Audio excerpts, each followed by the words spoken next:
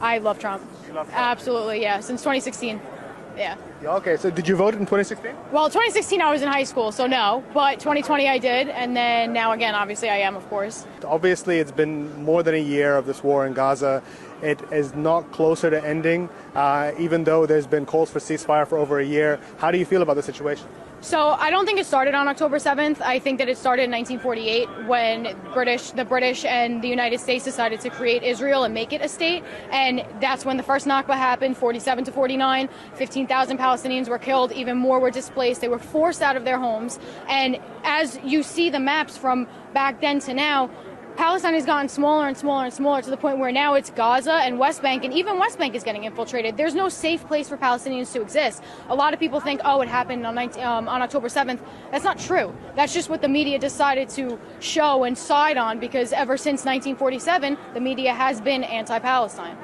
How do you feel about the way that the Biden administration has handled the situation over there? I think it's pathetic. I think he's pathetic. I think Kamala is as well. I think that the whole world knows that they won't do anything. So when they say things like to Iran, one word, don't. It's like, what is that going to do? I'm obviously not a terrorist sympathizer. I'm not pro-Iran. I think Iran does a very good job at suppressing anyone who opposes them. I'm not pro-terrorist organizations, but also you have to look at the IDF and the Israeli forces. They're terrorists also. If you ask Palestinians what they've been through from 1947 to now, they will tell you who was born in camps, whose grandparents got killed over this, who now lives in Jordan because they got pushed out.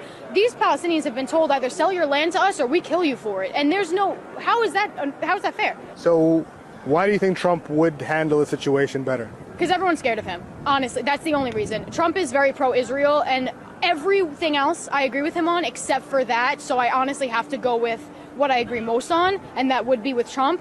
But I think that Israel would be scared of Trump the same way that Hamas, Palestine, Iran, China, Russia, all these countries are scared of him. So they're not going to keep pushing and pushing and fighting because they know he's going to come in and end it all right there. And I mean, I think that not necessarily a two-party state is the best route for Palestinians, but I think that if that's the best that we can get for right now, at the very least, they deserve their land back as much land as they can, as much as they're allowed to get back. And how do you feel about the way that the United States has armed the Israeli government to carry on its war? I think it's insane. I honestly really think it's crazy. It's sickening, and it's really sad, and it's unfortunate that we're funneling trillions and trillions and trillions of dollars into this country that there are help in the Middle East. No, they're not.